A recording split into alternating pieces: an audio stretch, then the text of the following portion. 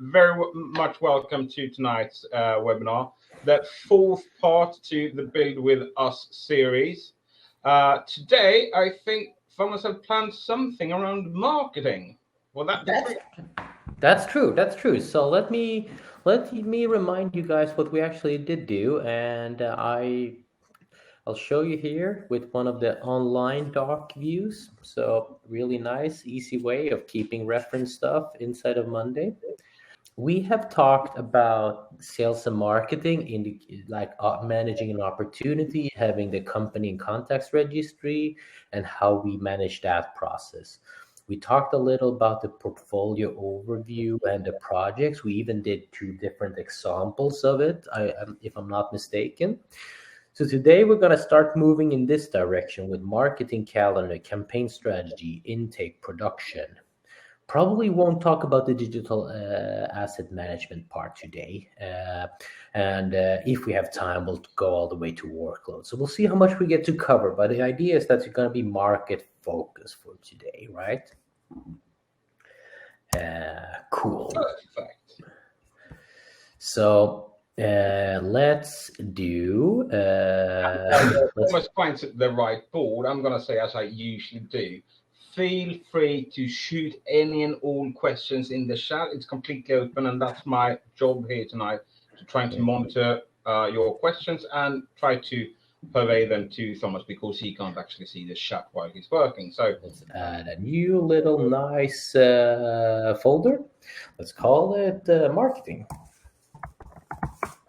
And we will start with a new board. You know us, we always like to work from scratch, and I want to make the campaign overview, right? And since every item will be representing a campaign, let's use the taxonomy selector here and actually go with campaigns, right? Let's create the board. So obviously, like we've done in all the other parts, we will not be focusing on individual columns, because what kind of columns you decide to have in your campaign overview is totally up to you. And we don't want to focus on the details, so we can actually start show this from a bigger perspective. My favorite part is always deleting one of the groups, and just, I don't know why, but I prefer to always delete all the columns so I can feel like I'm in control. I get to start on a fresh paper, right? That's always how I do it. Yeah, so my carte blanche. This is how. Yeah, and about the columns, we could just say it's like what you choose to have when it comes to pure data. That's just the meta. It hasn't to do anything with the functionality, really. It's just metadata added into the functions, basically, right? Yeah, exactly. So obviously we're going to add some of the columns. So let's go in and add a person column. This would be the PM, project manager, or campaign owner, or whatever we want to call them. Let's make sure that we have some kind of timeline, and this would probably be a window, the window where it's like live, right? Probably like that. Let's add a drop down. All this, maybe channels, right? So what channels do we want to show this in? We want to go with Facebook, LinkedIn, YouTube. Yeah, thank you. And TT. The reason why I'm choosing to do this in a drop-down column is to allow us to have multiple selection. If I were to do this in a status column, I could get really nice colors, but then I cannot show a multi-channel drop-down. Same thing. Is it one channel port? Let's say we have multiple markets, right? Do we want to do a country column and have one country per campaign? Most likely not, because if you run a campaign, you probably run multiple countries for the same campaign, right?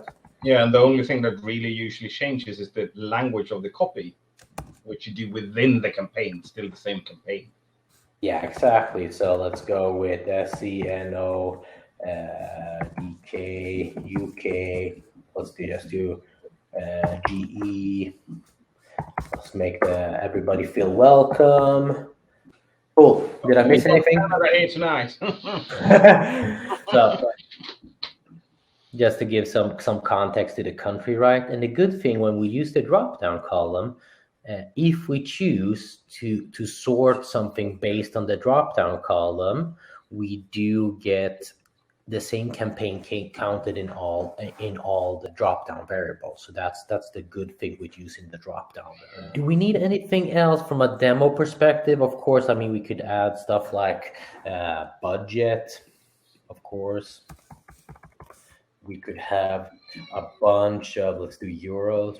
We can do a bunch of number columns and say like expected reach or whatever we want to do. Again, this is not important. So let's say we put in like 50,000 in reach over here. I think we're going to hold here on the columns. This is just so we can start getting some data in. Then we do a file column for brief. You see that this group is called new requests. That means that we probably have another group of ongoing in production. Let's do another one which we call, have you seen this new button here, add new group? It's so nice. There's always like a new feature when we get to these webinars. Monday's releasing stuff in such a high pace. Live and let's call it finished, right? Something like that. Would that work for you, Frederick, Mr. Marketing? Yeah, that will work. Just as long as you give me something so I can reuse it. So you have give me an evergreen tag.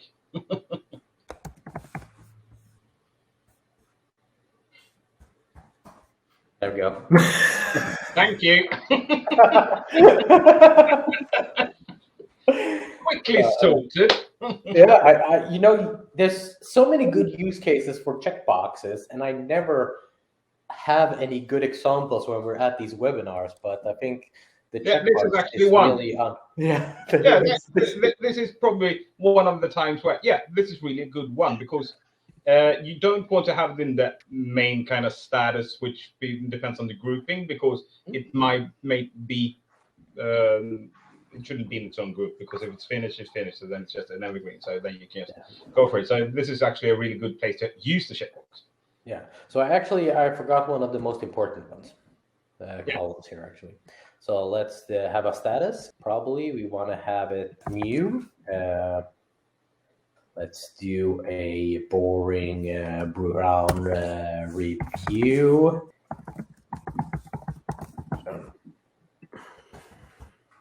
Live. And let's make a black. Killed. We missed the text on the production one. Thank you. There we go. And we all know how we make automations to move things between groups. We already done it in the other webinar, so I won't be wasting the time on that. I think you can check out webinar, the first one, if you haven't seen it. Yeah, the only thing that's happened between then and now is that you can actually duplicate automations, which makes it a heck of a lot quicker. So that's just a shout out. So guys, when you get in there, you can actually now click on your automation and duplicate it, so you can do it a lot quicker. Yeah. So now we actually have our campaign overview, right? This is our campaign overview. As we are alluded to, we actually have new requests, meaning we do have an intake. So let's say that we add a view and let's add the form. So this would be our campaign intake. Bring all your good and less good ideas. Right? And then keep in mind we can rename them. So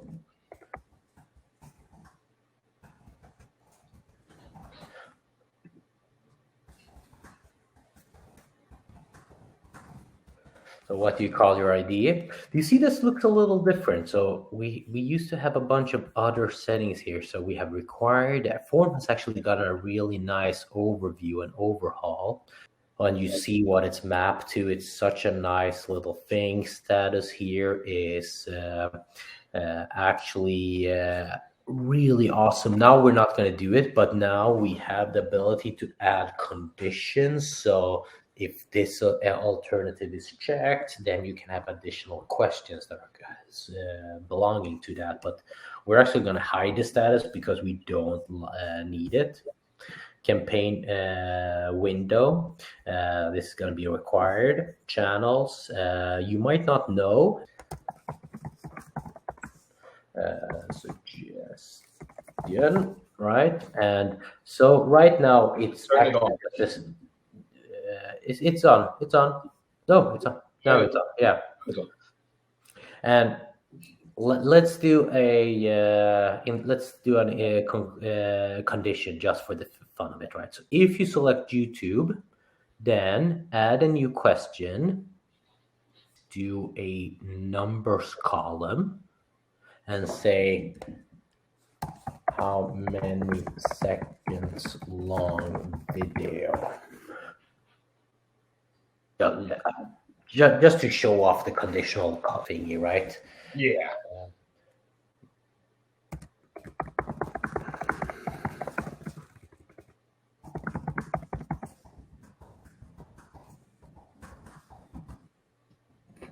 Something like that, right? Country show, budget, definitely show the budget.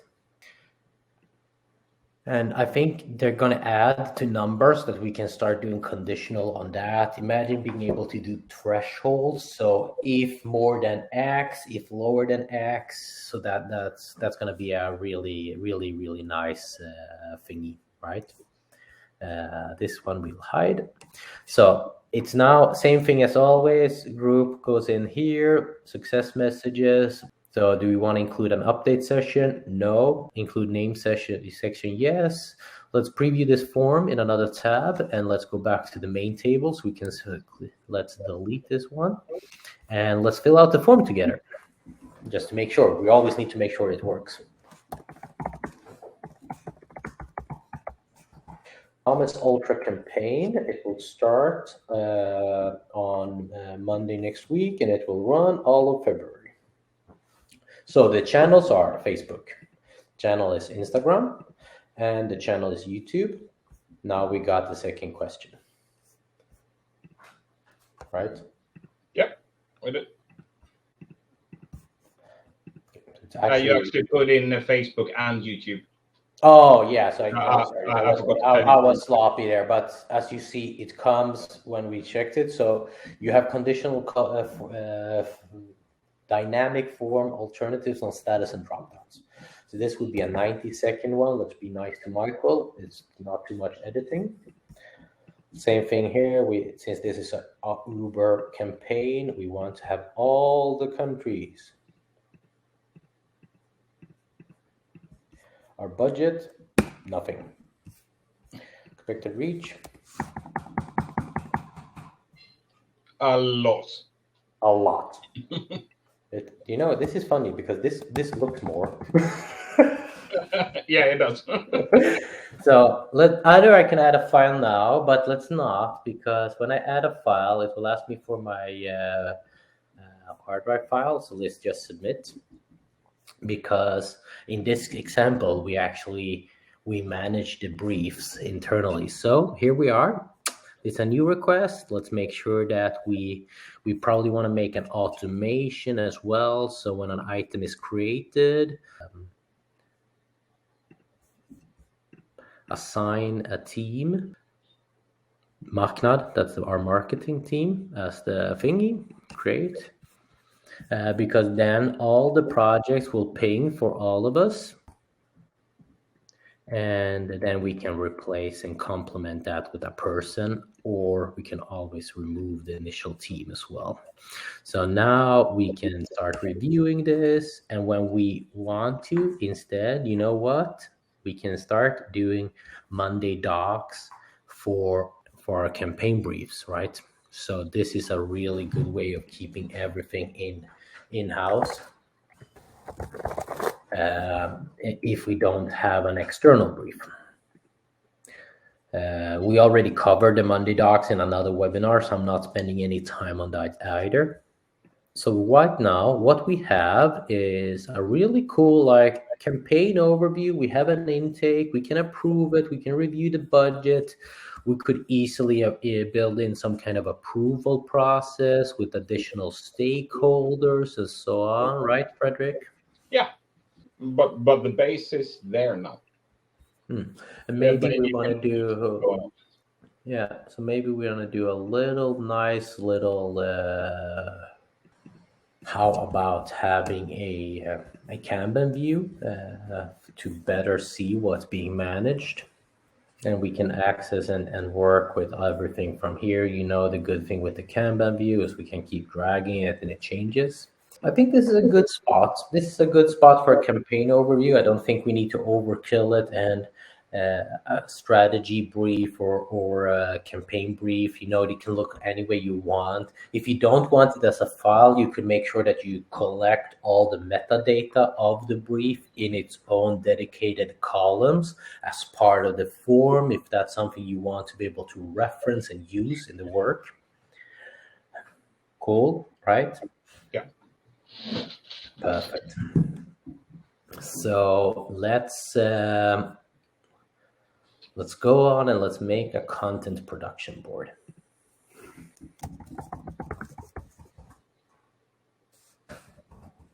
And let's keep it at items. That works pretty well.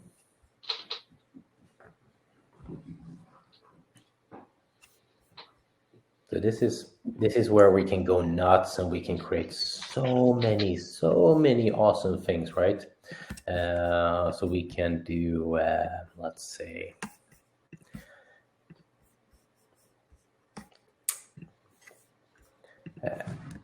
type. This would be right now we're on content, meaning that we don't want to have multi-selection, right? So we have video, Facebook post, blog article, right? Let's just stick with those three for now.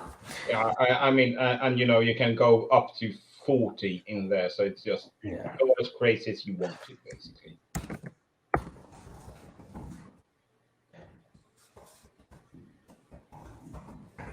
This would be, let's add another one actually, and let's make it image. So this would be the dimensions. If we want to have an image, what else can we put in here? We can put in word count. For the copy, right? Yeah. And for those of you who don't know, that's for SEO purposes. At times, you actually want to specify in a range in where you want to be. Yeah, so word count, that's good.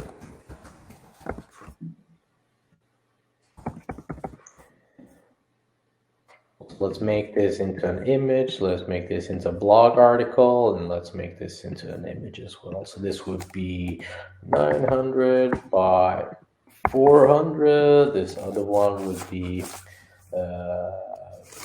800 by 1200. We want a word count of 3,000 words. So write a medium, large size article. It's probably pillar content. Okay. We can then do priority. I want to spend a little time talking about priority and how to work this. But so let's first start with who's in the producer. And let's do a date column for deadline. Because I want to choose the date column for now. So let's put me in for all of these.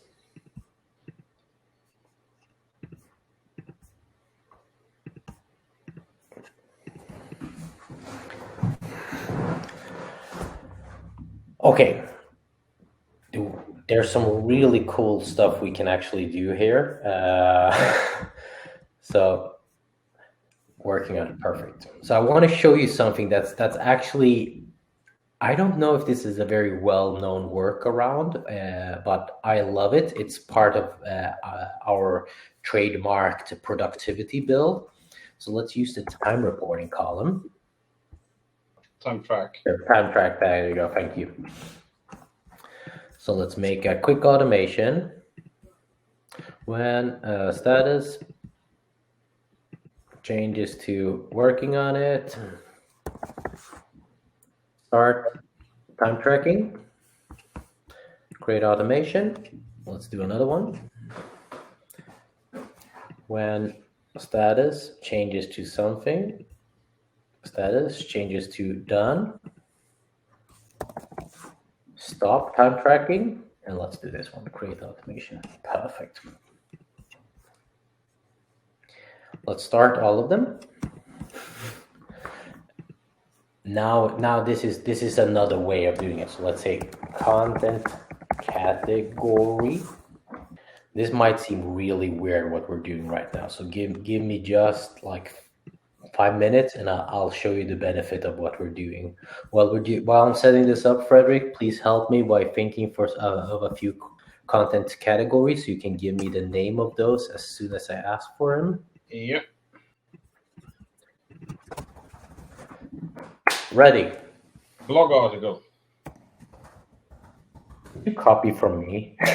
Video. I'm matching you. Right now. Image. All right, let's hold here. Perfect. Oh, you're matched. Cool. So now we actually, for some weird reason, we want to use the connect board and select board and connect this to our content production board. We want to make that two-way connection. Connect board. And when we go back to the content production board, now we have two images. So this will be an image. This will be an image. This will be a blog article, right?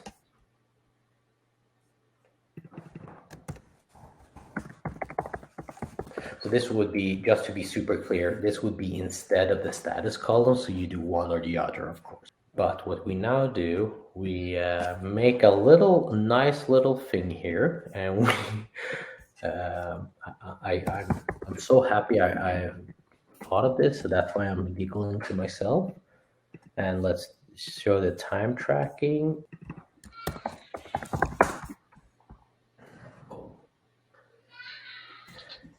We'll now remirror this back in here.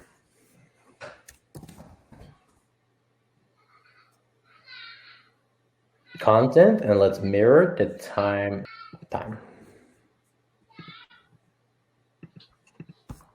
Hang on, give me a second here. So we want to connect.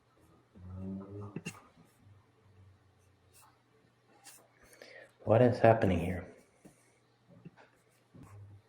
Stop this. This is time tracking. This is time, thank you very much. So this one should be time. Okay, yeah, right. I remember what I normally do. We do a formula column here. So this is a very, very big workarounds, right? So that would be divided by 60. That would be minutes now, right? Yeah. So we should now be able to mirror that formula column. And let's do average. So we have sum or we have average, median. It's going to be the same because you started them all at the same time right now. So yeah, exactly. This is the estimated time for that content category. So if we say let's go in and let's add some work sessions so we actually see what I was trying to do. So let's add another session to this one here. So now we actually have this task here took 2 hours and 3 minutes. It's image. And now the average is 128 minutes, which is a really crappy way of looking at it. So let's make it into hours.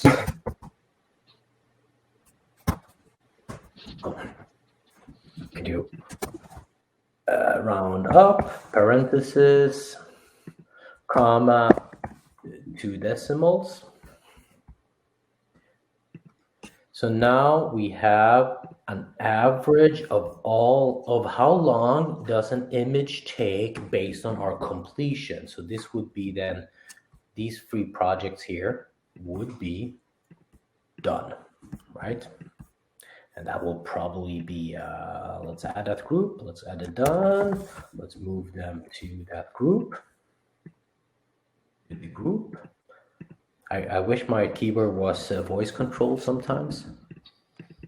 Yeah, I'm actually having a look into that if we're going to buy those. Cool. So I'm going to remove the status column because I want to continue in this way. So Frederick, help me because I know this. Am I making this clear? Like, let's add, if I add a new task, will this be clearer then? We say, so this is a Facebook header. The content category for Facebook header is an image. And now I instantly know it's going to take 2 hours and 12 minutes on average, right? And that's what I need to know.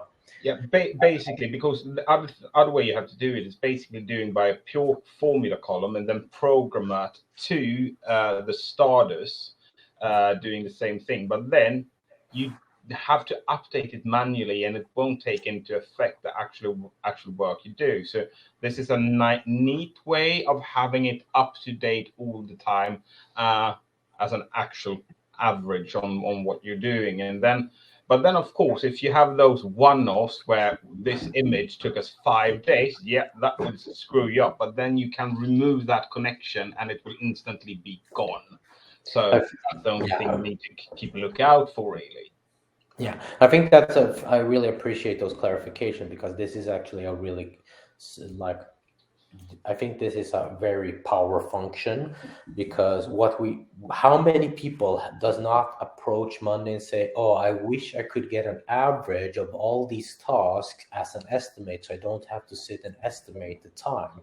That's exactly what we're doing. Like Frederick said, we could have done a formula on the status column, but then we would have had to say that this task will take this much time, this task will take this much time. Now we're getting a self-learning system based on us. All we need to do is be really good saying, you know what, I'm starting this task now and I'm done with this task. And this is obviously this is knowledge-based work. The content production. We're not expecting this to span multiple days. This is something that we're supposed to be able to do 2, 3, 4 different items in a day. So that's why the time estimate is super important. Yeah, and from a planning purpose, and from someone who's been working with sales and marketing for a bit of a time, if you are planning that this should take you 2 weeks, then you should probably replan because then you need to break it down to parts because that's not efficient planning. Yeah. So when I plan, I usually have a rule that one task should never succeed 1 full day of work, and preferably I usually say preferably like half a day.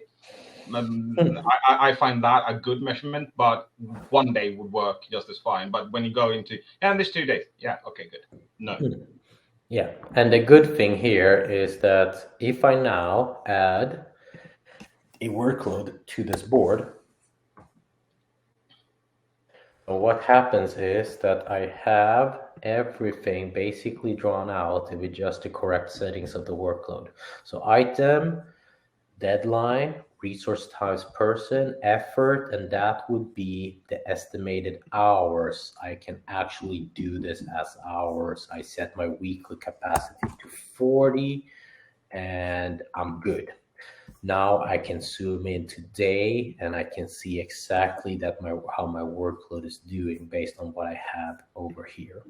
And now you can thank Thomas, everyone, for how you got an automatic time estimation service. Exactly. So every time we do something, let's say that this one here, let's add a session. It lasted from 12 to 5. So that's like You put it over a week.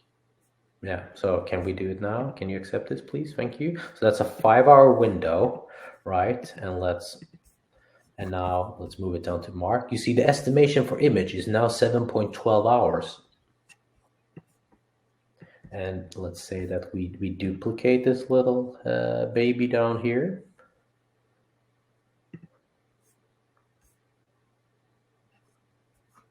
Oh, I duplicated the blog, of course. Let's make sure that we duplicate an image. And instead of 2 hours, let's actually remove some of the work hours. And you see, so the estimator will update. It does have some caching, so it won't be like super live. Well, let's go back to the workload widget. So this is a good way of looking at it. We can take this item number 3 and move it around. We have a very good idea of how we're actually positioned now. And you can have as many categories as you need over here. You will have the averages, you will have everything related that you need, and it will keep updating as you progress, as you work on everything. This is a pro tip for the content production team. So from now, we have, in like 35 minutes, we have built a really basic campaign overview. That campaign overview, we can have an intake with a form. What we haven't done is an advanced approval process with statuses, because that's busy work, right? It takes a lot of time to set those up, so that's why I skipped it. We did a content production overview, and what we want to do, probably we want to make, because the people here will be specialists, right? So let's say image. Then we have an active filter saying if the content category is image, save to view. And then, of course, let's remove the unnecessary columns, right? So we have a clean view for images. We have the same for blog and so on. Let's make another one, for example, for the blog. Let's duplicate blog. Let's filter this on blog instead. And obviously we want to hide other columns here. Cool, right? Don't forget to hit save. I did that for the, yep. This is a really interesting way. We can add to this if we want to from a management perspective. So you can also add like priority, right? One easy way of adding priority is rating. Just rename it priority. And now we can say like, is this high priority, medium priority, low priority? And then we can use that together, right?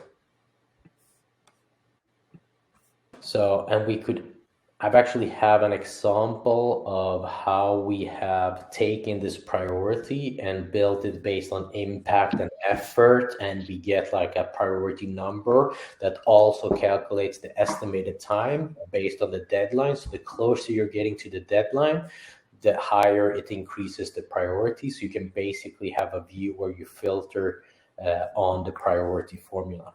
Cool.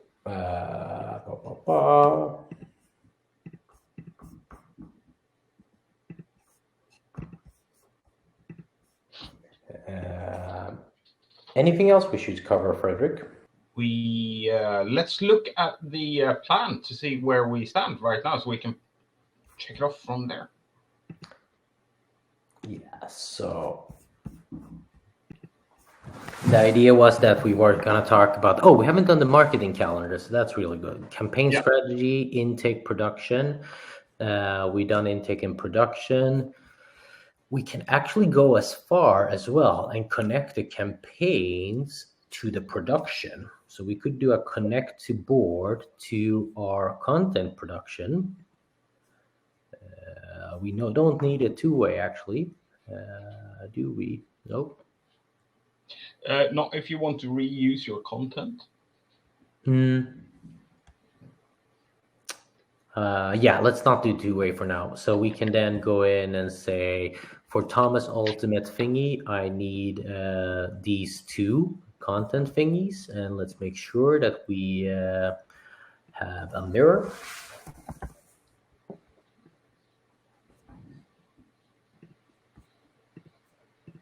And let's mirror the status so we see them, how they're doing, right?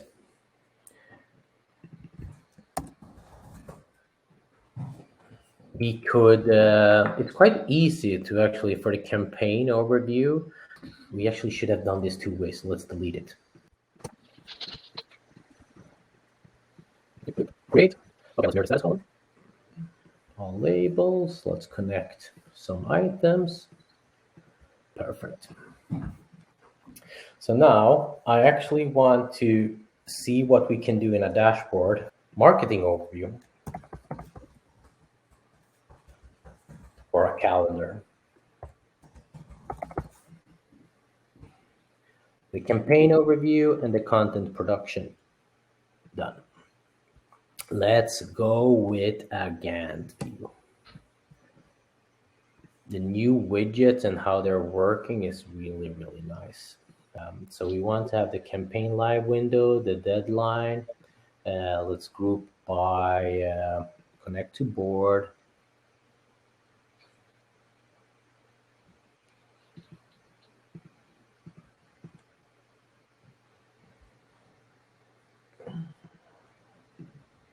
Oh, hang on. Did I get my... There we go.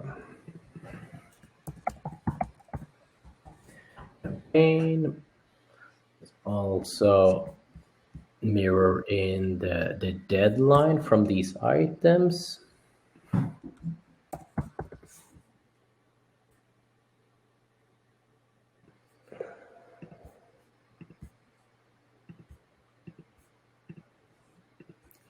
Content, let's do the date. Deadline. Cool. Now we should probably have all we need to see how we can configure a nice little, so do we want to do it like this? Let's see, connect to board. Let's do it with the campaign. And none, label by, let's call it name. Yeah, that works. The view settings. Color by, let's color it by status, right? That's always nice. It's the best way to really see where it stands and if you're gonna ride. Yeah, so we have two ways of doing this now. So let's actually in this first one, let's remove this. So I have in my campaign the settings. So we can either have this on campaign, so we see the one big ultra campaign, or we go in and we set it so that the deadlines for the different campaigns, that we see what are the deliverables that we want to have within those campaigns. Yeah, and that's probably two different calendars for you anyhow, because at least how I set up in our workspace, it's I have one which talks about production. When are we actually producing the content? Then we have one that actually describes what is live or when is it planned to be live. So what you're saying is basically let's duplicate this and talk about campaigns in a second one? Yeah, that's at least how I do it, because I do want to differ between this is when they're planned for and this is the work we have to do. So the first one is when I need to hustle. Yeah, and that works pretty well. So we can see from Thomas Ultra campaign, we have 3 deliverables. These ones are not connected to a campaign, which is also fine. And then everything is. No, exactly, and that's what we actually have. If we talk about this for a second, this content production, what we actually have done is we have done a content production that can have a form for individual content production requests on its own, and we can also have campaigns generating content items. Yeah, since you get a bit of a repository, really. So if you're good with your naming conventions and your contract production board, you can actually, a campaign can reuse old already produced content as well with ease. I just connect it into a campaign. Yeah.